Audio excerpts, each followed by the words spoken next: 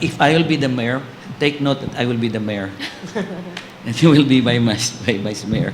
Mao kini ang hangyo ni Cebu City Councilor Nestor Archival kang kanhi Mayor 𝗏𝗏 kun ugaling makadaog siya isip mayor sa syudad sa Subo sa umaabot nga 2025 midterm elections. Nagpamatuod kini sa iyang baruganan nga dili siya mamahimong sunod-sunuran kang 𝗏𝗏 sama sa mga hungihong sa uban. From the experiences that you have with Tommy, kay bawag yun ko nga, we will be in sync. Gani niluwat na sa publiko si Archival sa partial nga line-up sa grupo sa Bando 𝗏𝗏 Pundo Kauswagan kun BOPK. Representante sa North District Congress si Mary Ann de los Santos ug sa South District Congress si 𝗵𝗏𝗡.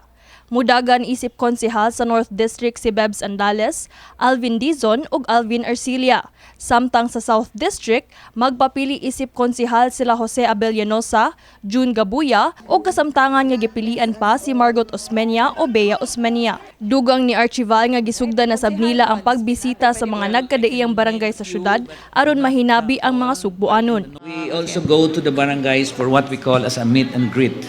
Then of course, nindot kayo among feeling na makatudto ka sa barangay, nakakita ka sa imong mga constituents, and of course the leaders that they're happy.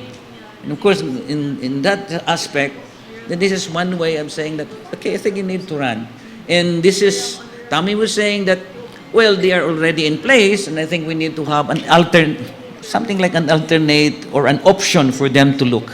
Apan bisan pa man sa iyang kaandam nga magpapili isip mayor, nagpabiling dako nga kabalaka sa konsehal ang pinansyal nga aspeto nga maoy basihan sa iyang pagdagan. The willingness is one of the ingredient to run, but some of the resources like financial resources, you need that.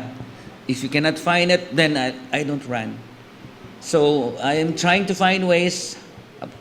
How can I find it? And that is the question. Kini si Queenie Joligon alang sa MyTV Cebu.